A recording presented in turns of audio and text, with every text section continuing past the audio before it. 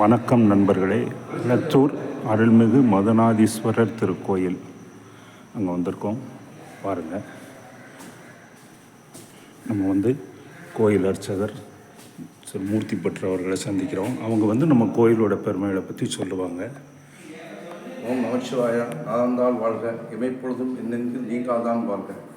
மதுநாத சுவாமி ஆலயத்தில் உள்ள சிறப்பு தலப்பெருமைகளை இப்பொழுது நான் உங்களுக்கு தெளிவாக சொல்ல இருக்கிறேன். அதாவது இந்த கோயில் அகத்திய மாமுனிவரால் பதிவு செய்யப்பட்ட ஸ்தலம்.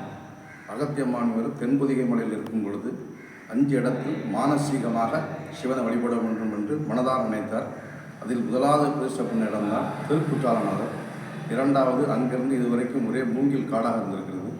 காட்டுக்கு நடுவில் இருக்கிற ஒரு புளிய மரம், அதுதான் இந்த கோயிலுடைய ஸ்தல விருஷம். பக்கத்தில் அனுமன் நதி என்ற ஒரு நதி சென்று கொண்டிருக்கிறது. சாயங்காலம் வேளையில் அவர் அந்த நதியில் குளிச்சுட்டு நேர புளிய மரத்தடியில் உட்காரும் பொழுது நித்தியமாக சிவனை பூஜை பண்ணணுங்கிற ஒரு ஆசை அவருக்கு வந்தது. அந்த ஆசையின் காரணத்தினால உடனடியாக நித்திய பூஜை என்பது குரு வழிபாடு வேணுன்றதுக்காக உடைய கல்லால் அடிக்க முடியாதுங்கிற ஒரே சூழ்நிலை காண்டி கரையினுடைய மணலை பூராமல் கூட்டி லிங்கமாக பிடித்துள்ளார்.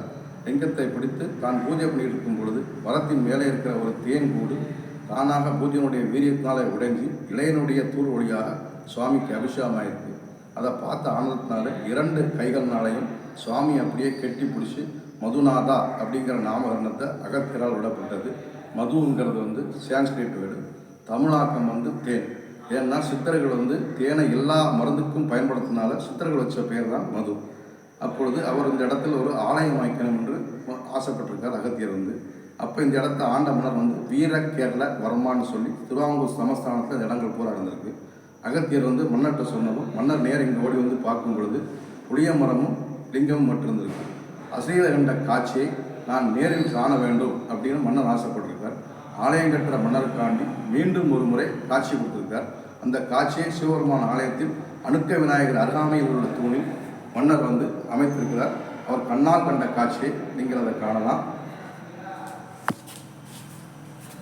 பார்த்தீங்கன்னா சன்னிதானத்துக்கு போகிற வழியில் இருக்க தூணில் அது சிற்பமாக வடிக்கப்பட்டிருக்கு.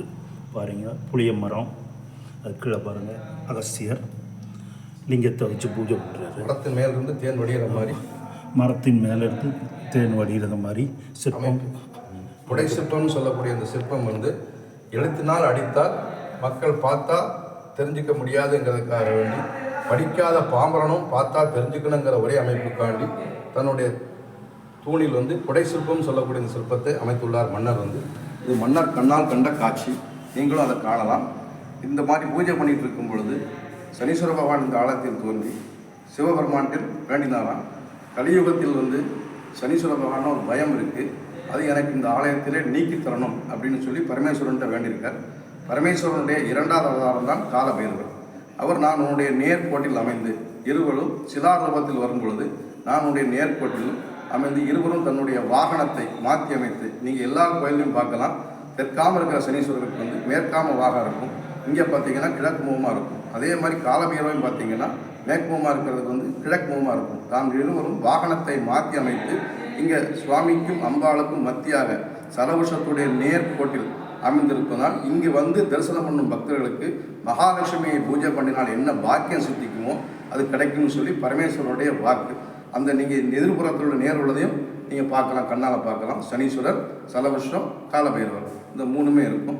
இந்த ஸ்தலத்தில் சனி பரிகாரம் மட்டுமில்லை, சிவன் அந்த மது சுவாமியின் மேல் இருக்கிற தேன் விழுந்ததுனால அந்த தேன் பிரதோஷ காலத்திலேயோ இல்லை சாதா திங்கள் செவ்வாயிலோ தேன் அபிஷேகம் பண்ணி அதை பிரசாதமாக ஒரு மண்டலம் 41 நாள் உட்கொண்டு வந்தால் அதுவும் ஒரு மருந்தாக பயன்படும் சொல்லி சித்தர்கள் இந்த புராணத்தில் சொல்லியிருக்காங்க. அதனால் இந்த கோயிலுடைய சனிப்பயிற்சி இப்போது 6ஆம் தேதி 6/3/7:37 பேர்ச்சி ஆகிறார். காலையில் பக்தர்கள் அனைவரும் தவறாது கலந்து கொண்டு தன்னுடைய 12 ராசிக்காரர்களுமே இந்த கோயில் வழிபடலாம். இந்த ராசி அந்த ராசிங்கிறது இல்லை, இங்கே சிவபெருமானும் சேர்ந்து அருள் பாய்க்கிறதுனால சகல விதமான நன்மைகளும் தோஷங்களும் விலகி மக்கள் வாழ்வாங்க வாழ்க இறைவனை பிரார்த்திக்கிறோம்.